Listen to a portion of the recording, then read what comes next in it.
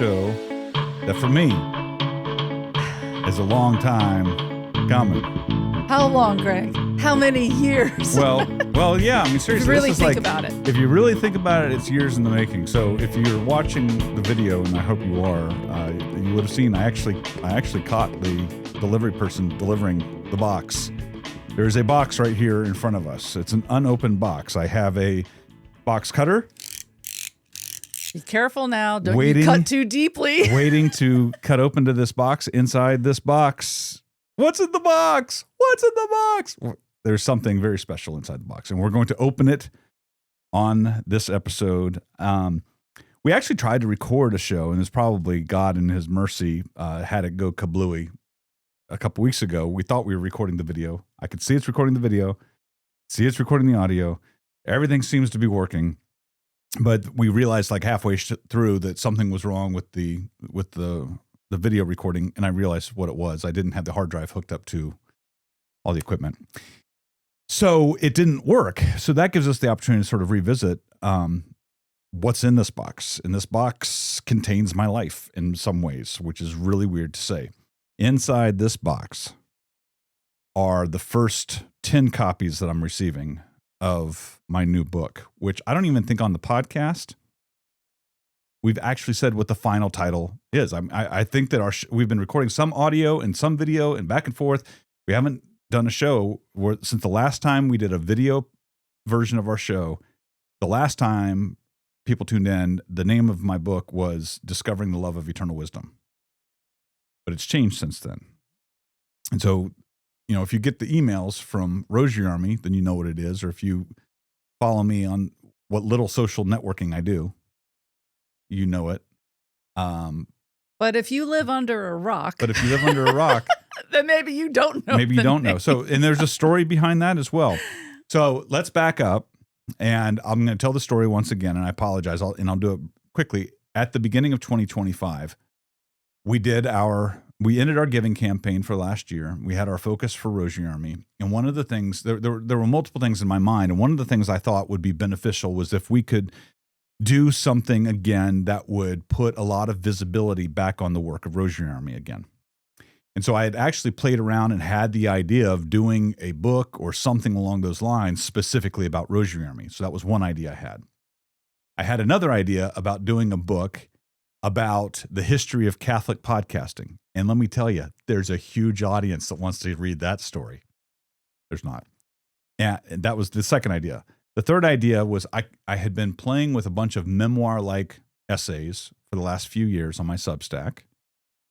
But the most important idea I had was I wanted to promote this little-known book by our dear friend, St. Louis Marie de Montfort, called The Love of Eternal Wisdom. And so a couple of years ago, I think it was in 2023, near the end of the year, Gene Yang, who is an author and graphic novelist, long time known to Rosary Army audiences. He was the very first person I ever interviewed on the Rosary Army podcast way back in 2005. And Gene was one of the first people we interviewed on the radio. And so we've known Gene virtually for years and years. He did the Rosary comic book. He's done American Born Chinese, a lot of other very well-known titles. He's currently writing the official Teenage Mutant Ninja Turtles comic book. He's written Superman. He's written for Marvel. But Gene was in town, and we finally had the chance after 2 decades to meet in person. And we went out to eat, and he asked me if I was working on anything. And I told him I had this memoir idea, and I had this book I wanted to write to promote The Love of Eternal Wisdom by Louis de Montfort. And Gene was the first person who says, well, why can't it be both? Why can't you kind of combine them? And I thought that would be interesting if I could figure out how to do it. And so I spent the next few months trying it, and I couldn't do it. And last summer, I all but gave up on it. I went on a retreat. My intention was to pray and work on it a little bit. I came back saying, it's not the time. And I just wasn't sure. It felt like it was too much about me and not enough about de Montfort's Love of Eternal Wisdom. But I kept reading Eternal Wisdom. I kept reading that book over and over again. And then we had our giving campaign, and we barely reached 50% of our goal for last year. And so I'm doing a lot of praying. I'm like, what do we need to do here, God? What are you calling me to do? What realistically needs to be done for the good of this apostolate, for the good of our family, What do you want me to do? And so that's where I was playing around with that idea of telling the story of Rosary Army somehow. So then comes February. We're a month into the year already. And I wrote an email. I just got the inspiration, just said, just write it. Just write an email. Just write an email. And I just sat down, and I knew the acquisitions editor at Sophia Institute Press. When she was at a different publisher a few years ago, we had gone back and forth on a book idea that didn't go anywhere. And I just said, hey, I got these 4 ideas. And I outlined the ones I just said. You know, the history of Catholic podcasting, Rosary Army, love of eternal wisdom, memoir. I said, if you're interested in any of these, let me know. We could talk. She literally called me the next day. Long story short, she said, why can't you combine your memoir with the de Montfort thing? So she basically said what Jean had said a year plus before. And I said, okay, let me try it again. And I spent the next 2 weeks, I wrote an introduction and I wrote a first chapter, and it was introduction and then de Montfort's introduction from his book. And that was different from the first time I tried to write it. I was going to write this book that just talked about de Montfort's book. And I thought, well, what if we can actually get the permission to republish the whole thing? Because ultimately, while I think what I have to share is important, particularly for people who have struggled with loving themselves, allowing God to love them, that have dealt with trauma and difficulties in life and are trying to understand what God might be doing. While I think that's important, the number one thing I want is for people to read this book by de Montfort. I want them to discover the love of eternal wisdom. So I sent it, and then within a week, I think, I was under contract. So in like 3 weeks, it went from email to contract to I'm writing a book. Okay, so I have a quick question. You crafted that email to the acquisitions editor with a rough outline. Yeah. So you had, right? No. I literally said to Heidi, here are my 4 ideas. And then we got on the phone the next day. Okay. And we just sort of bantered some ideas around. And so there was no outline yet. So you didn't have a chapter, a completed chapter of any kind. No, I spent the next 2 weeks writing it. And I sent it to her. And then when she saw it, then she said, yes. Okay. So then she could see. And I said, basically, the whole book would be this way. It would be an essay from me that has the tonality of the corresponding de Montfort chapter, right? So whatever de Montfort was writing about, I basically shared a part of my life. And that illustrates the point. That illustrated the point. Sure. And I worked quotes in from de Montfort. So by the time you read de Montfort's chapter, you've already been introduced to it in a real lived example. Right. Okay. That hopefully will help people when they look at my story, then they'll start seeing their own story and seeing how de Montfort's words can correspond to their life. Well, that's huge right there, because I've read a handful of saint books in my Catholic journey. Are you calling me a saint, Jennifer? Thank you. Not yet. Well, I'm working on it. Didn't say that. I'm not there yet. However, as a reader of saintly material, while I appreciate the inspiration that saint books provide the readers, there is a part of me and my humanness and my frailty and my brokenness. I'm like, wow, that's big shoes to fill. Yeah. How could I ever possibly come close? Because I know who I am. I see my dirt, my filth, my sins. And then I look at that saint, who had a hard time, had struggles. Yes, not saying they didn't have struggles, but they did it. Like, they succeeded. They've won the race. I'm still in the race. Where am I going to go? So that's always there when I read saint books. There's this reality that I can't escape because I'm still alive and I'm still duking it out, and my race is not over. Mm-hmm. Okay, that's a big difference. You're reading someone who's already won versus someone who's still somewhere in the rankings of running. They don't know what place they're in at any given time. Or in my case, has tripped, fallen over, and is bleeding on the sidelines. Exactly, right. Now, of course, I know what's in your book. I know the content of the author.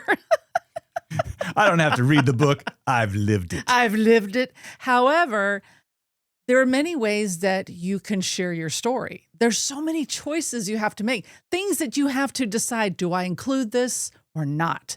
Is this part of the narrative that I want to share or not? And you have to stay on target like the whole time you're writing this. And at the same time, You're being authentic and real and revealing and transparent. And I'm reading this as you're writing it. Like when you're done with, you would like write 3 or 4 chapters and then give me a chunk so I could sort of dive in. And I was like literally on the edge of my seat reading this. And I know this, I know it's coming, but I don't know how you're going to say it. And that was part of the excitement for me as someone who's very, very close to you. And the love and the tenderness with which you handled yourself. It was like you were being tender to you when you were writing about you, which was an interesting dynamic that I don't even know if you were aware that you were doing that. It had to be that way because the whole purpose is the love of eternal wisdom is about letting the love of Jesus Christ. Jesus Christ is eternal wisdom. Letting Jesus love you. And if I'm harsh on myself, then I'm not letting him. I'm not letting the love of eternal wisdom be a part of my life. And so, what was the title of the book while I was writing it? The whole time I'm writing it, the working title was "Discovering the Love of Eternal Wisdom," and it was about my discovery of the love of Jesus Christ. Despite all of the years and all the things that I've done in ministry, there was a lie that I was telling myself, which was that God didn't really love me. And in many ways, I was just trying to earn his love by the things I was doing. And God's love is not something to be earned. It's something freely given. I didn't know how to accept a freely given love from God. I could only accept a love that I earned. And so that was part of the discovery in reading de Montfort. But again, and I say this in the very beginning of the book, that you can skip all my essays if you want. If I could just get you to read de Montfort, then my mission's accomplished. But I do really believe that my stories with de Montfort's my prayer is that it's going to be helpful to a 21st century audience. I mean, de Montfort's words are 300 years old. He wrote it in the early 1700s, just before he was ordained a priest. But that's why I think it's so important for people to discover this. They know about true devotion. They know about total consecration. They know about the secret of the Rosary, secret of Mary, the other works that he did. Most Catholics have never heard of the love of eternal wisdom. And I really believe that this is the time now where we need it. In a world of division and a world of hate, in a world where people are, the love of eternal wisdom is needed right now. So writing the book, I've already done a lot of interviews for it. And I've had a lot of people ask me, was it healing? As if it's done, like I'm healed. And just this morning, I did an interview on EWTN radio on Catholic Connection. And almost immediately, I got an email from a guy who was listening, I think in Michigan. And the subject line was just anxiety. And he said he's Catholic and he's dealt with anxiety and childhood trauma. And he's going to a therapist and he's trying to get off medicine and all these things. And just he says, what word would you have for me? And I told him, I said, I still have to deal with anxiety and depression. The big difference is, particularly since this book became a part of my life, is I deal with it better. It's still a thorn. It's still there. It's not like, if you had cancer and you learned of a treatment that eases it up, but you still have cancer. I still have mental health issues. I've just learned, and de Montfort helped me to find that love of Jesus Christ and to accept it in a way that I've never been able to do before. And so it's been a pretty glorious process. As I was writing it, and I think we've shared this on the show, a few things. Number one, Pope Francis died and we got Pope Leo XIV elected Pope, and he's an Augustinian Pope. Well, I was already writing the book and I already had St. Augustine in mind. But now we have this Augustinian Pope, and it just was an affirmation while I was in the midst of writing it to really just swing for the fences on this one. And for longtime listeners, and we've kind of started in the last 7-8 years or so, started to share more and more content that's really personal, more so than some stuff that we did in the early years of our podcasting and radio. On radio, we never would have talked about mental health stuff. We never would have talked about sexual child abuse. We never would have talked about physical and verbal abuse in other areas. We never would have talked about childhood trauma and young adult trauma and sinfulness and shame. and some of the terrible, terrible things I did as a young adult. And it's in this book. But I did it because St. Augustine did it first. I don't think I could have done it without his example. In St. Augustine's Confessions, he laid out all of his terribleness so that God may be glorified in the redemption that he offers despite all of what St. Augustine had done. And so I also know, and I've been hearing this already, it's kind of amazing, not just from men, but I'm hearing from men, I'm hearing from a lot of people who grew up in the 70s and 80s, in the decades before and after, right? There was a weakness that in our faith development that was given to us from society, from the church, from families, there was something missing. And so there's one quote, and I actually didn't even know it made it in here until or an endorsement until like last week I found out that Kevin Wells, the author, gave a quote, and I'll read it in a minute, but he talked about, someone growing up in the wintertime post Vatican II, and it's not to disparage Vatican II, that's not the intention, but there was a lot of invention, and I talked about it in this book. I mean, I remember beach balls being thrown around at Mass on Palm Sunday, that kind of stuff. It was like all these inventions. It was very confusing to know what was what and take it seriously. So there was a lot of fragility that ended up happening throughout my teen and young adult life, and behavior and sinfulness that I have been carrying around like a blanket of shame for the last few decades. And I don't think it's still there. I know it's still there, but it doesn't weigh as heavily on me now.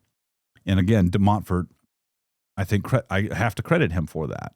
So this is it. I mean, I think about times when we've moved, right before you and I got married, right before a job change. I've always loved what I call razor edge moments in life. I've shared this with you before, haven't I? I'm not familiar with you using that terminology. So like when I'm at a job that I'm about to leave to start a new job, it's like I'm right on the edge of, it's like everything is balanced on this fine line that cannot be repeated very often in our lives. When we were about to get married, it's like on our wedding day, that one day, September 16th, 1995, part of the day I was not married, and part of the day I was. There's no other day in my life that will ever be like that day where those two, I was on such a fine razor's edge. Does that make sense? It's like you're standing on a fulcrum. Yeah, it's going to go one way or the other. And you and I co-wrote the first book that I had published was co-written with you. I've had 2 other books since then. This is my 4th book. And I believe this is where I get choked up. This is the most important thing I've ever written or created. We've done a lot of amazing things. I can't imagine. I mean, honey, this is it. I know it's hard to say this to my wife. If I were to have a heart attack as soon as the show gets posted, I would hope that God would say, "Well done, my good and faithful servant. You wrote that book that I prepared you for 55 years to write, so that other people can turn to me and seek my mercy." If that happens, but right now I'm on that razor's edge because I haven't cut the tape yet. I haven't seen the book. Now, I don't know. I haven't seen the photograph of it. I'm not entirely sure how thick it is going to be. Well, for those who are watching this on video right now, you see the name of the book because it has been regularly appearing behind you. It's up there right now. Constantly throughout this conversation. Okay, I got to tell that story real quick. So the final name of the book, God Doesn't Hate Me After All. I have to give credit to Patrick Lencioni. So he's a business writer, New York Times bestseller. We had him on the show years ago. I asked him if he would take a look at the book and offer an endorsement. And he got it, and almost right away, I got an email from him. He says, "We need to talk. I have some ideas about the title." And so he and I had just the greatest conversation. We talked for almost an hour, just catching up. And, then at the end of it, he got around to the title, and he said, discovering the love of eternal wisdom is sort of like inside Catholic baseball. A lot of Catholics don't know who Louis de Montfort is. And then the ones who do, they may not know that book. And the title didn't really say what people are going to get from it or the feelings that come from it. Mm-hmm.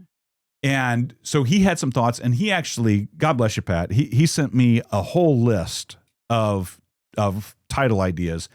And I let Sophia Institute know we were getting ready to. The cover, one version of the cover had already been designed, so anyway, it put everything on hold for a couple of weeks from Sophia Institute Press. And thankfully, they agreed. Let's hold on and wait for the New York Times bestselling author Patrick Lencioni. Let's wait and see what he has to say about the title. That'd be good. And then Pat came back with this list of title ideas, and one of them was "God Doesn't Hate Me." And then Sophia added the "After All." And then I said, it really means a lot to me. Here goes another joke. Mm-hmm. It really means a lot to me that my dear friend de Montfort's name is there and the name of his book is there, because my book is about his book, mm-hmm. and the way his book has changed my life. And so the subtitle is Discovering Louis de Montfort's Love of Eternal Wisdom. And so I think it's a great title. I'm very pleased with it. And for all those involved at Sophia's marketing team, graphic designers, even down to the font, the color, the feel, we had it down to 2 different covers, and we polled our family and friends to see, all right, which one grabs your attention first. And it was all very exciting to get us to the place that we are right now. And so all the decisions have been made. You have been on pins and needles with every decision. I mean, I'm taking this along the way. I'm taking this so seriously. And this was the final. Now we're at the point of holding the book that has only existed digitally, really, up to now. This is the first physical experience you're about to have with the book, and we're sharing it with you because we want you to be part of this moment. And so this is my razor's edge, right? It's sort of like, what isn't it? Isn't it like Schrodinger's cat or something like that? You know, you don't know if the cat's dead or alive until you open up the box. It's like right now I haven't opened the box. I just cut the tape on the box. Yeah. This is a moment that I'm going to forever remember before I open the box. And then everything is after this. And I know that. So happy birthday, happy Father's Day, Merry Christmas. That's all the gift giving. This is like huge. Nothing compares to this moment. Okay, Greg. All for you, Mary. Totus tuus. This is for Mary. Oh boy. There it is. Jennifer. Ooh, look at that. There's your copy. You get the first copy. Aw, thank you, baby. I love you so much. Ooh, it's beautiful. It's really emotional. It's beautiful. That's it. God Doesn't Hate Me After All, Discovering Louis de Montfort's Love of Eternal Wisdom. Right on the cover, Scott Hahn says, this book is so powerful, it leaves a crater when it lands in the soul. The quote that I had mentioned, Kevin Wells said, let's applaud Greg Willits for telling this searing memoir of a confused young man unhappily raised in the fumes of a post-Vatican II wintertime. And I thought that was a great little quote. Wow, what a quote. There it is. This is it. That's fantastic. The one thing I wanted to check, there was one thanks that was supposed to be included. Oh, good, it made it in there. There was one last minute acknowledgement. Okay. And it made it in there. And so that's it. That's the book, folks. It's available right now, Sophia Institute Press. You can buy it from there. It's on Amazon. It's on Barnes & Noble. The audiobook will be available on Audible on November 18th, the official release date. It's emotional. Baby, it's amazing. It's done, Greg. This is my life story told alongside my favorite saint. And you know what? Life is not over yet. You're still living. The book could only go to the present because we're still alive, still working it out every day. There you go. But buddy. I think you as a reader will find great hope, because our God is huge and beautiful and wonderful and loving us more than we can ever possibly imagine or conceive. Greg, I can't wait to read it again because I haven't even read the changes that you made. So when I read it now, I'll be able to see your completed vision for how you wanted the story to be told. And what's neat, and it worked out just like I wanted. So one thing that they did, I wish I had the other camera. One thing that they did was in de Montfort's pages, it's a little bit different. And then there's a margin on the side. so that when you look at the book closed, you can kind of see the darker lines from when it's a de Montfort section versus one of my sections. And that was, I'm really glad they had a very considerate way of thinking about the reader experience, because if you're reading two books in one, obviously the reader could get confused as to, okay, who am I reading now? Am I reading Greg Willits? Am I reading de Montfort? And so they have included a visual cue, if you will, so that you always know where you are. Just by even the font changes slightly so that you can easily tell one author up against another and how they work together. So it's so well done. Dan Burke gets a little bit of a thank you on that too, because in one of his books, he was doing, I think the interior, it was about the interior castle, The Devil's in the Castle or something like that. I can't remember the name. I'm sorry, Dan, I can't remember the name of the book, but he did something like that where he had parts of, and it was another book that he had that I think I have in my closet of his thoughts, like a saint's book next to his essays, and he had it broken up in that way. So, I mean, it's a huge thing. I'm very excited that this book is now available. We've had some people asking if they can get signed copies. I don't know how I'm going to do that yet. We literally only got a few here now. But we're going to figure it out. We're working on it. One thing that I would like to be able to do, and this is not definite yet, is some sort of incentive for the upcoming giving campaign for people at a certain level. I'll inscribe something personal, and I'm sure that there'll be a lot of books to sign. And another great way, if you want me to come speak at your parish or diocesan event or something like that, talk to your pastor, talk to your bishop, and maybe we can make it happen that way, and then I can sign it for you in person. And I don't know, it's pretty exciting. All right, next book. I got stop. Now I'm done. No. Now what do I do? I need a new project. Now you're going to spend the next several years promoting this one. God Doesn't Hate Me After All. I love it. Well, thank you, Jennifer. I mean, I wanted to, I will say this as well in the last minute. I wanted to, I say this in the acknowledgments, I wanted to dedicate it to you. That was my initial dedication was written in there saying it was to you, and you said no. And you said that it has to be to our Blessed Mother. And so it's dedicated to her, but it says it right there on page 351, spoiler. This book has Jennifer's fingerprints all over it. It's better because of her input, her support, and her patience, especially when my anxiety and self-doubt threatened to overshadow the importance of St. Louis de Montfort's original work. So I couldn't have written it without you, and you know that. The beginning of this year, again, this is how God has an enormous sense of humor. I couldn't have told you at the beginning of 2025 that at the end of the year, I'd be holding a new book that I co-wrote with St. Louis de Montfort that had a quote on the cover from Dr. Scott Hahn. But there it is. So people watching this right now, they're ready to buy. Where do they go get it? That's what I said. Sophia Institute Press, the best place to do it. So go there, go Amazon, Barnes & Noble, ask your local Catholic bookstore or local bookstore, go into Barnes & Noble and demand that they carry it on the shelf. That would be awesome. And that's it. Thank you for your support. Thank you for your support of Rosary Army. This book, the story of Rosary Army is in this book. Now it lives on. We have a record. And Catholic podcasting. So really, all 4 ideas I had at the beginning, all 4 stories end up in this book. So that's it. Thank you, folks. Until next time, make them. Pray them. And give them away. Go by. God doesn't hate them. Hate me, after all. God bless. Bye.